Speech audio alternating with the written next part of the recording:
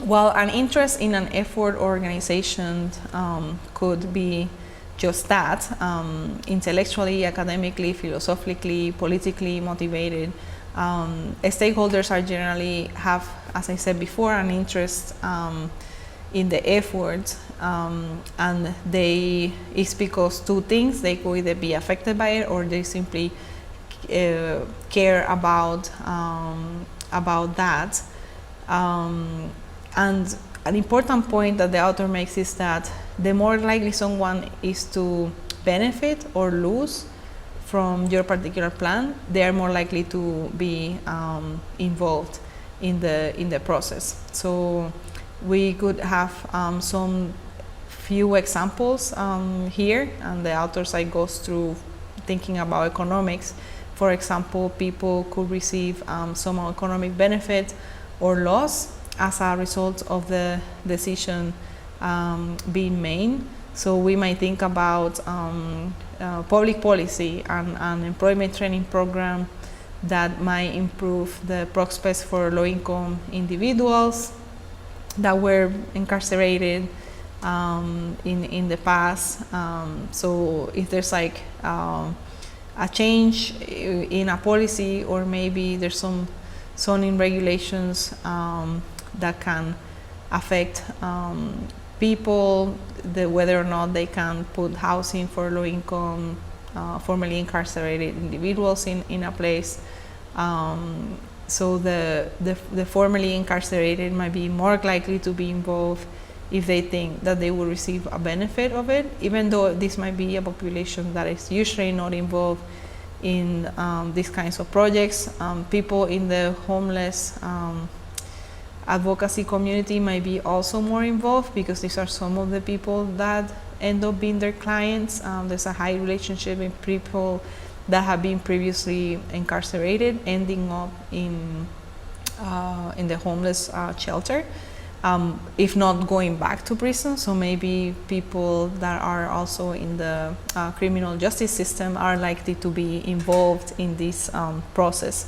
So you can see again how people might be involved because they have something to gain or to lose out of this. You could have things related to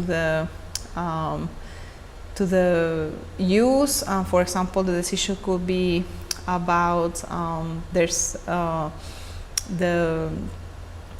the northwest quadrant here in Salt Lake City, and this had a lot of acres of open space and wetlands, and actually like most of it was like, or it is right now, farm. And the environmentalists might come and say that this is a valuable resource, especially for migratory birds, that it's important to protect this open space and conserve these resources.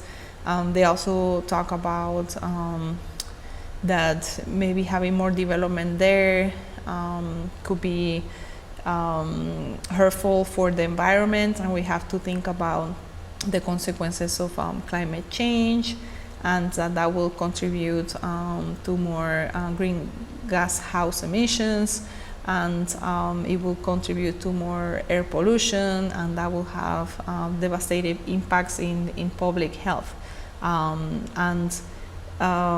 So if these groups could see it as like harmful, they are more likely to be involved than other groups in that particular project.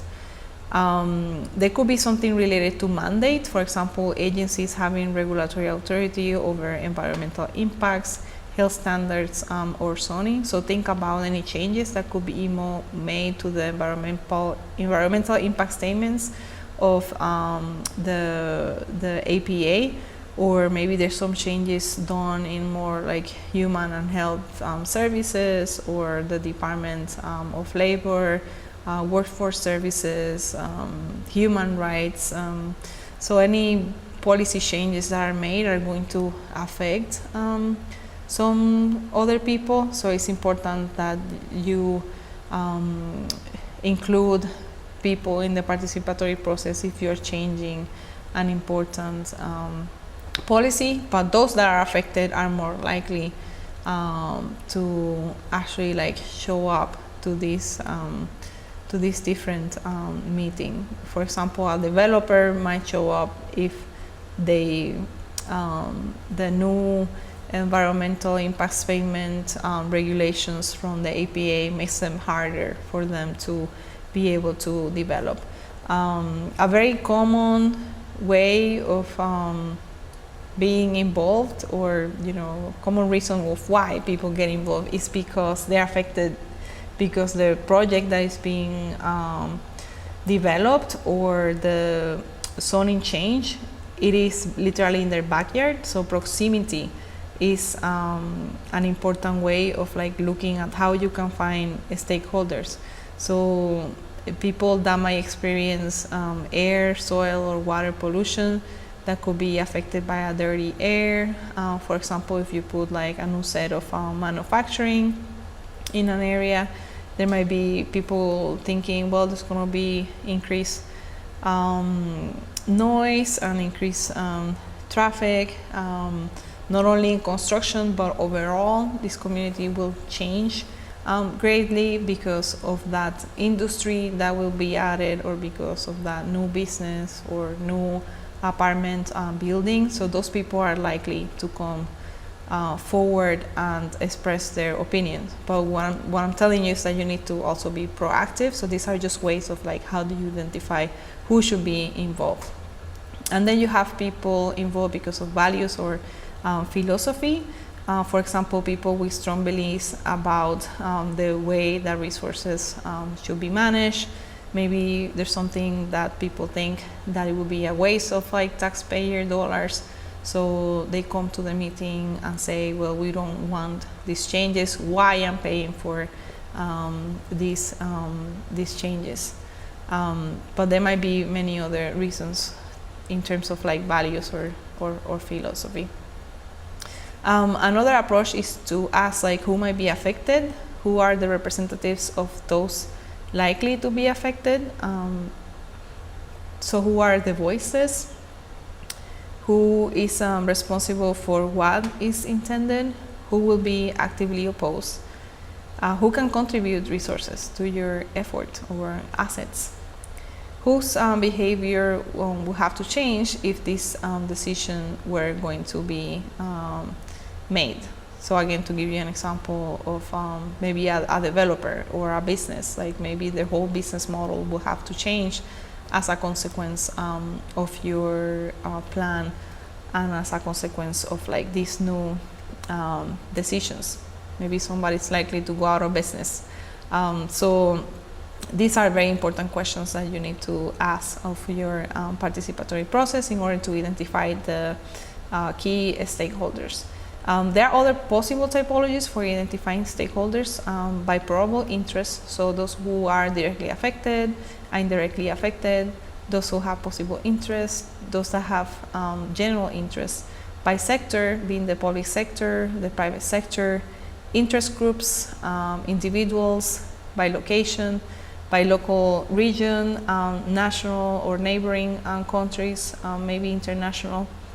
And there are other resources of information so to identify potential stakeholders, such as I get people to self-identify. So send out information in an email, a newsletter, let people who are interested to identify themselves. So analyze also prior decision-making documents. So go to plans, go to like meeting minutes, trying to find out who sent out letters, who actually stood up to speak about a particular issue. Also review the past decision making documents, such as environmental documents, reports, and again, just who has participated in general. Ask other people for help. Your colleagues are smart. Ask others about who might be interested, so they know other people that you don't know. Again, we have said many times you cannot have all the knowledge, so just trying to find others and include that participation even within your own team or your own staff, as well as just within the city. And you need to find just also from the same stakeholders. You can ask them, well, you're involved in this. Do you have other partners that you can ask for them to contact me? Or even better, you can just ask them, so give me their information and I will contact them. So that's called the snowball method. So you just find one person that will refer you to 2 or 3 people, and that those people refer you to 2 or 3 people, and like that you can really grow the list of stakeholders. The other thing you can do is like go to the local newspapers and identify just groups there, maybe Facebook, different social media.